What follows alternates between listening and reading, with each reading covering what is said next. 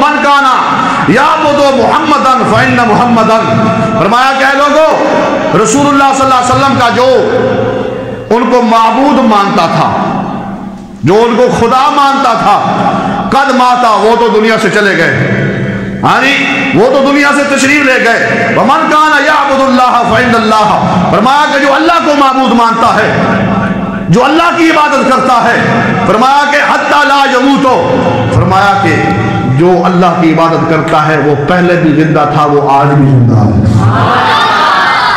رسول اللہ صلی اللہ علیہ وسلم پر ایک مرتبہ موت طاری ہو گئی، جو فیصلہ اللہ کا اٹل ہے۔ پھر حضرت صدیق اکبر نے یہ ارشاد فرما دیا، فرمایا کہ ثم تلا وما محمد الا رسول، یہ بھی فرما دیا۔ پھر قرآن پاک کی آیت پڑھی، فرمایا کہ محمد اللہ کے رسول ہیں، کہہ دو سبحان اللہ، فرمایا محمد اللہ کے رسول ہیں، قد خلت من قبلہ الرسل، فرمایا کہ ان سے پہلے بھی رسول آئے، افإن مات أو قتل انقلبتم على أعقابكم ومن ينقلب على عقبيه۔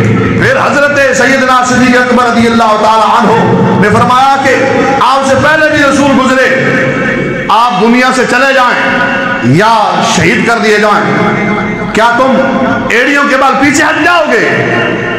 کیا تم اسلام سے پیچھے ہٹ جاؤ گے؟ پھر آپ نے فرمایا کہ اور جو اپنی ایڑیوں پر لوٹے گا وہ اللہ کا کچھ نہیں بگاڑ سکتا، جو یعنی اسلام سے ہٹ جائے گا وہ اللہ کی ذات کا کچھ بھی نہیں بگاڑ سکتا۔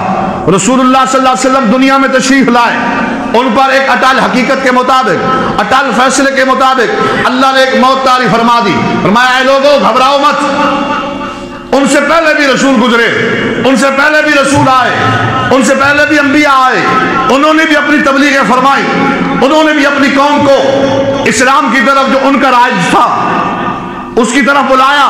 سب لوگ دنیا سے چلے گئے، وہ انبیاء بھی دنیا سے چلے گئے، انبیاء اور رسول بھی دنیا سے چلے گئے۔ اسی طرح ہمارے آقا مولا صلی اللہ علیہ وسلم بھی بظاہری دنیا سے ایک اٹل فیصلے کے مطابق ہم سے پردہ فرما گئے ہیں۔ حضرت عمر کہتے ہیں میں نے اس دن سمجھا کہ حضرت عمر کہتے ہیں کہ ہمیں ایسے لگ رہا تھا جب حضرت صدیق اکبر عوام سے خطاب کر رہے تھے تو ہمیں ایسے معلوم ہو رہا تھا کہ جیسے یہ قرآن کی آیت ابھی نازل ہو رہی ہے۔